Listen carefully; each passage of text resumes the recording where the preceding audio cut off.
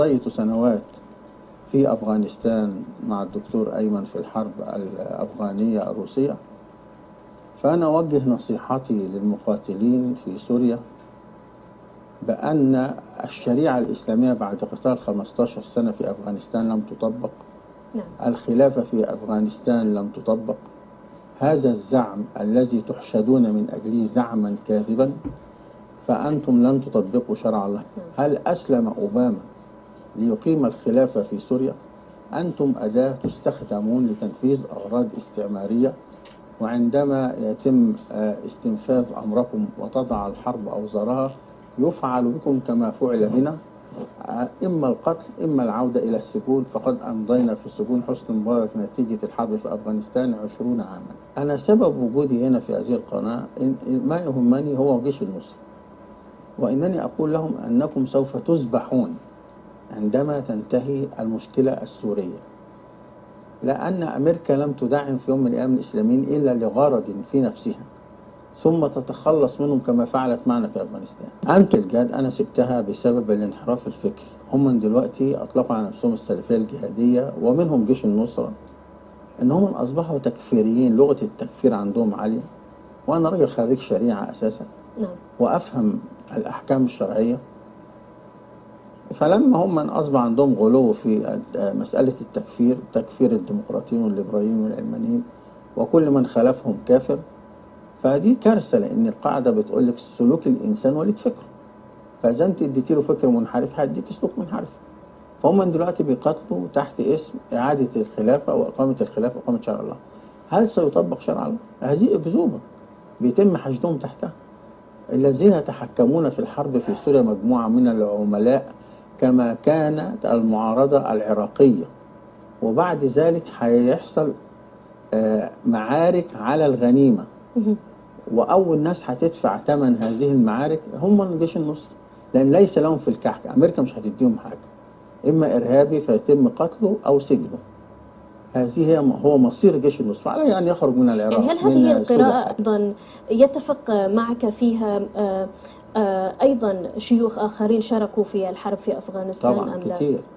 هو كل اللي مش مشاركنا الشباب الصغير، لأن يصعب السيطرة عليه، لأنه طبعا تحت زعم الشهادة في سبيل الله، القتال في سبيل الله. وإحنا طبعا أصحاب تجارب، وقد قال الرسول صلى الله عليه وسلم الحكمة ضالة المؤمن، والرسول قال العاقل من اتعظ بغيره. ولكن يبدو بأن صوتكم ورسالتكم لا تصل. لا بتأثر، بس إلى طبعا الشباب. لا بتأثر طبعا. إحنا لو إحنا مش موجودين كنت هتلاقي أضعاف مضاعفة من هذا العدد. أنا لسه قبل ما أجي حوالي 150 أخ كانوا رايحين سوريا رجعوا بسبب جلسة معايا، لأن أنا قلت لهم إن أنتوا دي مش حربكم، دي حرب أمريكية، أنتوا بتحاربوا بالوكالة. لا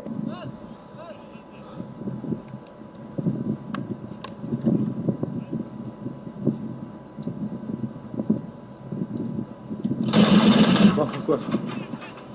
استهداف الكتيبة المحاذية لجمهورية الدرعا القديمة، الله أكبر، قبل كتاب وهوية القرآن.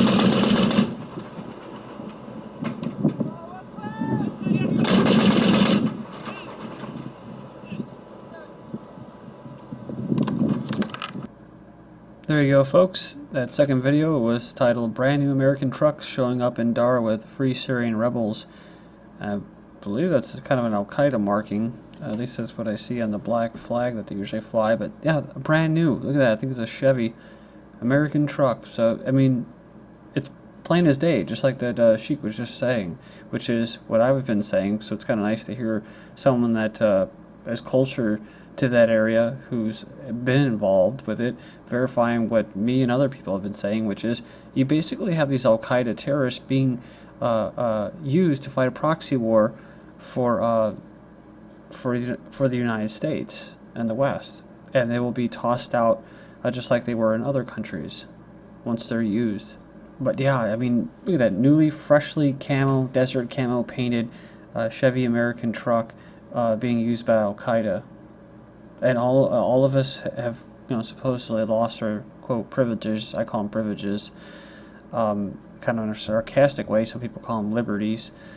For what? For the war on terror. New Saudi-supplied weapons head to the militants in South Syria. So these terrorists in southern Syria have fired newly acquired anti-tank guided missiles supplied by Saudi Arabia in a significant boost to their battle against the Syrian National Army. United Nations chemical weapons team to visit Syria. This is the latest news on the last chemical attack by the Western-backed terrorists. The UN says they're going to inspect now after months of negotiations. That's what they call stalling. The United Nations announced Wednesday that the UN experts will depart imminently, not immediately, but imminently, for Syria to investigate alleged chemical weapons use. Alleged. So, Russia says that they have evidence that they have been used. I mentioned this before. But basically, the United Nations would not go in because they couldn't get full access to the entire country of Syria so that they can use it as a political proxy to blame crimes that the terrorists are carrying out, like these chemical weapons or kidnappings or just basically genocide. You can blame them on the Syrian government. That's what they wanted to do. And it was the Syrian government that called in the United Nations and international organizations to come and check out this chemical attack that was against civilians and government officials, but they didn't do it. So, see, it's going to be a little late to be doing this now, right? It's like cops showing up to a police crime scene about, or investigators, a forensic, 6 months to 2 years later after a crime scene has been walked on and touched. So you can pretty much expect that they're going to say, well, we didn't find any evidence, but we'll see, right? U.S. could easily verify massacre of Kurdish civilians in Syria if they wanted. Defending themselves by all means available is the Kurdish Popular Defense Unit's last resort in Syria. So amid Western inaction and Russia condemnation of the massacres against the Kurds, they say evidence is readily available to support the injustice perpetrated against the Kurdish people by militants sponsored from abroad, where, there was hundreds of them were supposedly killed. Oil pipeline from Kurdistan makes Gulf Keystone target. So I've mentioned this before about creating a independent, autonomous Kurdish state, granting it statehood. But basically, they want their oil among many other things. I agree with the idea that they want to destroy their culture, which is another thing. But it says here, this individual's $2.5 billion exploration venture is being called a takeover target as the world's biggest oil companies look for untapped fields in the northern Iraqi region, saying Kurdistan is on the verge of an oil boom. Into Lebanon, 21 martyrs, 336 wounded in Lebanon's terrorist explosion. In Lebanon, if you didn't know, they just celebrated like an anniversary of their basically successful war against Israel. It was just, 2 days ago, and this happens. World states condemn the blast except for Saudi Arabia. It says they neither condemned the explosion nor commented on the attack. So it could be a little payback, too, for the explosion where there were some IDF Israeli soldiers that were killed while crossing Lebanese sovereign territory. And supposedly they had intelligence to what they were doing prior, so they could kind of a couple steps ahead. So blast hit Hezbollah area in Beirut, so they got to say Hezbollah area, drawing terrorists in Iran again, and it's showing spread of Syrian conflict. So nothing but lies upon lies. This is McClatchy showing spread of Syrian conflict. Well, this is all, of course, to create chaos around Syria. You change everything around it, around your target area, and that way you're able to destabilize the target. So destabilize around, and it spills over. But they say this is spilling over from there, which it is, but it goes both ways. They like to say that a lot about Iraq, about everything that's happening in Syria is causing the massacres in Iraq. Well, I've also read stories and articles about basically what's happening in Iraq. What they're doing is as far as the terrorists, the same ones that want to build salafists and that are causing and being armed by the West to go into Syria to cause destabilization. Nasrallah blames Takfiri groups for deadly Beirut car bomb attacks. So you saw that guy in the first video talking about this group. He was addressing thousands of Hezbollah supporters on the occasion of the end of the group's 33-day war from 2006 with Israel. But he said that those carrying out the attacks were not Israeli spies, but stressed that it is clear that the U.S. and Israeli intelligence agencies have infiltrated into these Takfiri groups and are using them to achieve their own goals. He also told the Lebanese that anyone who thinks that these groups only target Shias is wrong, adding that they kill Sunnis, Shias, Christians the same because there are killers who do not belong to any religions or sect. So you see the pattern that's happening here? That's why I don't like calling it a civil war. Lebanese president hints at Israeli involvement in Beirut blasts. Michael Sullivan suggests Israel behind explosion in Beirut's Hezbollah stronghold that killed 20 and injured 120. So they said it was a cowardly act meant to harden Lebanon. So this is interesting. The Lebanese interior minister also pointed to blame Israel, saying that the blast may have been in retaliation to last week's explosion near the Israel-Lebanese border. U.S. Joint Chiefs Chair says military options against Iran are better than a year ago. We've continued to train and planned. It was buried in a New York Times article about Jordan seeking more U.S. aid on the Syrian border. Martin Dempsey threw in comments of the prospect of U.S. invading Iran. Sanctions were having an effect, but we have better military options than we did a year ago, adding that we continue to train and plan for the invasion threatened off and on by U.S. and Israeli forces for 30 solid years. I've said this too. Dempsey also suggested Israel's goals in Syria were centered on Iran and the concern of Syria remaining an Iranian ally, saying that regime change is the real threat, replacing Assad with an al-Qaeda-dominated rebel government. What they want is what they have, the Syrian National Coalition, basically a puppet government. It's like the Muslim brotherhoods that they threw in other countries during the Arab Spring. They want a puppet government, and they want someone to basically take control of this puppet democracy after the dust settles. They don't want Assad in there because he's anti-Israel and he's pro-Syria sovereignty, so they can't have him there to maintain order, but they don't want al-Qaeda there either because they're just being used as mercenaries. I mean, many of these guys are heading up these national councils for Syria are actually used to be on the boards, directors, and worked for oil companies. 60 years ago, U.S.-British spies orchestrated a coup against Iran's elected government. The U.S. is still vying for Iran regime change. In 1953, 60 years ago, Operation Ajax began, orchestrated by the CIA and Britain's MI6.